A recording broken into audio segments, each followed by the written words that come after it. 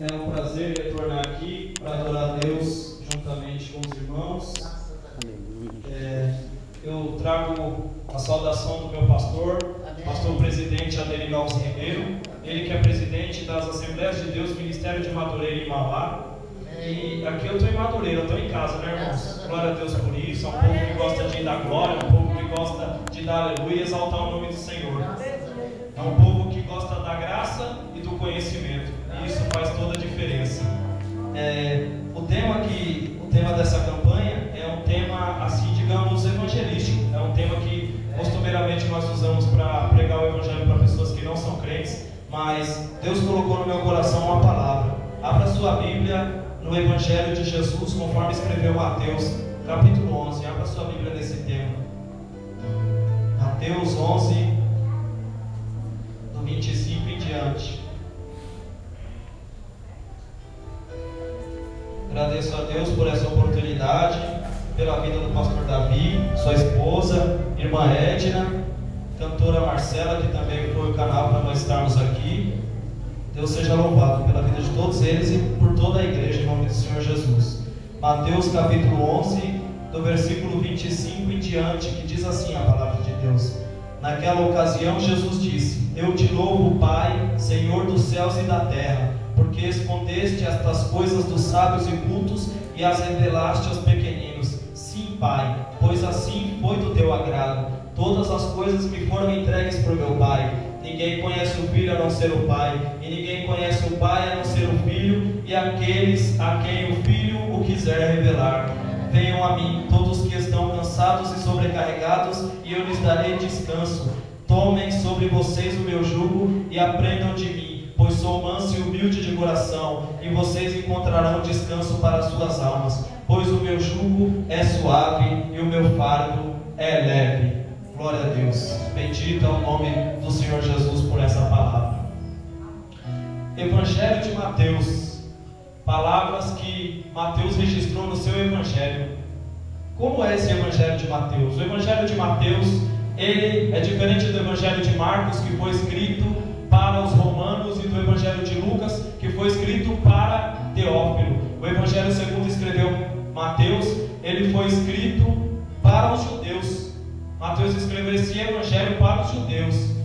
E nesse evangelho de Mateus, o objetivo que Mateus tem é de mostrar que Jesus é o Messias. Então, é um evangelho mais voltado aos judeus, porque algumas vezes ele fala reino dos céus, não fala reino de Deus, porque os judeus eles têm um certo cuidado, eles têm um certo receio em citar o nome de Deus. Então aparece mais reino dos céus, diferente dos outros evangelhos que aparecem reino de Deus. Então Mateus ele também registra muitas profecias do Antigo Testamento. Para quê? Para provar que Jesus é o Messias, para provar que Jesus é o Rei que haveria de vir ao mundo para remir o povo dos pecados, para remir a humanidade dos pecados. Então no Evangelho de Mateus isso é muito proeminente. No Evangelho de Mateus isso acontece frequentemente. E também ele cita muitas profecias do Antigo Testamento, e algumas vezes diz assim: e para que se cumprisse o que foi dito por tal profeta, e para que se cumprisse o que foi dito por tal profeta. Então o Evangelho de Mateus é um evangelho que tem muitas profecias, muitos vasilhos do Antigo Testamento.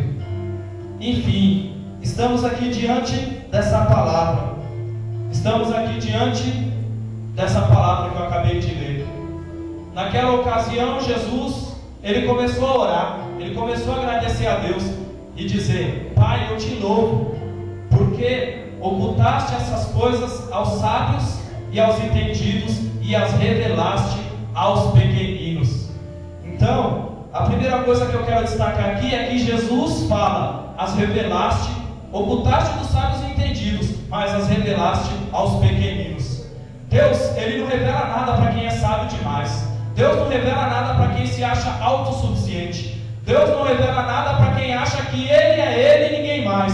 Deus só revela para pequeninos. Deus gosta daqueles que se sentem pequenos. Deus gosta daqueles que ninguém dá nada. Deus gosta daqueles que as pessoas olham para Ele e dizem: daí não vai sair nada. E Deus diz: eu vou revelar a minha glória na vida dele. Eu vou revelar o meu poder na vida dele, porque eu chamei ele. E ele se sente pequeno. As pessoas olham para ele e acham ele pequeno. Deus, ele tem compromisso com os pequeninos. Se nessa noite você entrou aqui dizendo: Deus, eu sou tão pequeno, Deus, eu sou tão fraco, eu quero dizer algo para você essa noite. Eu sirvo um Deus que na sua palavra, que no seu reino, que no seu controle, ele levanta os pequeninos, ele levanta os fracos, ele levanta as pessoas que ninguém dá nada, porque ele é Deus e ele é fiel.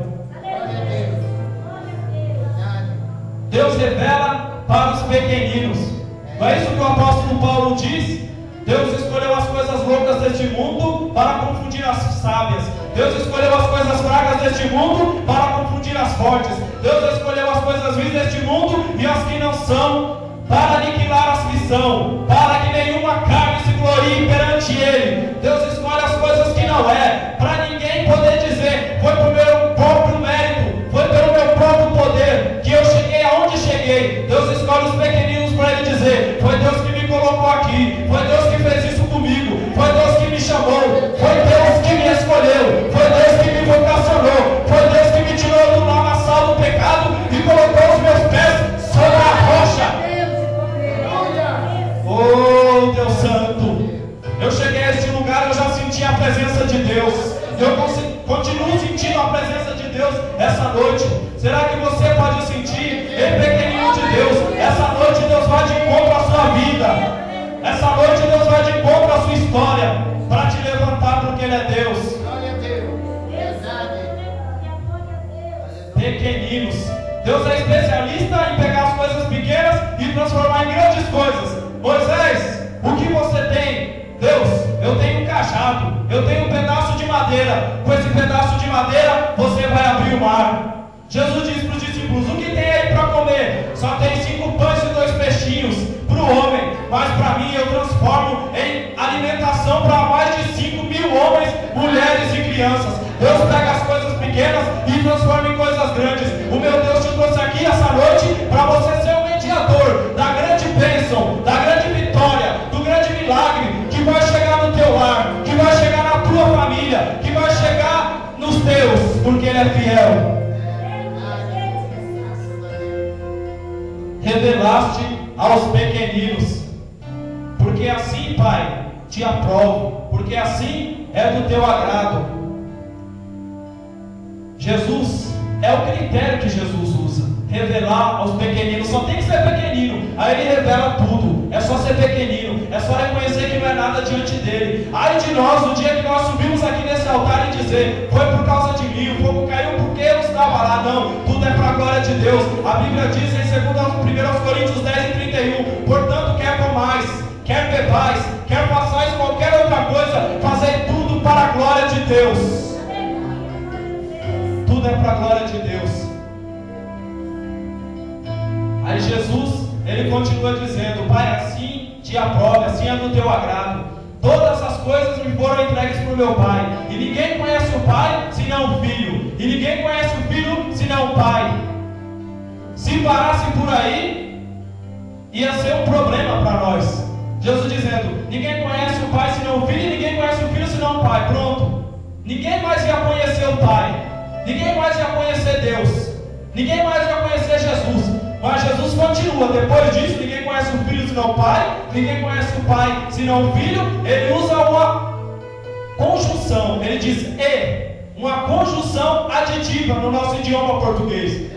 Quer dizer aditivo. Quando eu falo de aditivo, eu lembro de adição, eu lembro de somar. Quer dizer, o aí significa tem mais uma coisa. Espera aí, ninguém conhece o Filho senão o Pai, ninguém conhece o Pai senão o Filho. Se tivesse parado por aí, era Jesus que estava dizendo. E se Jesus está dizendo, pronto, acabou, não é verdade?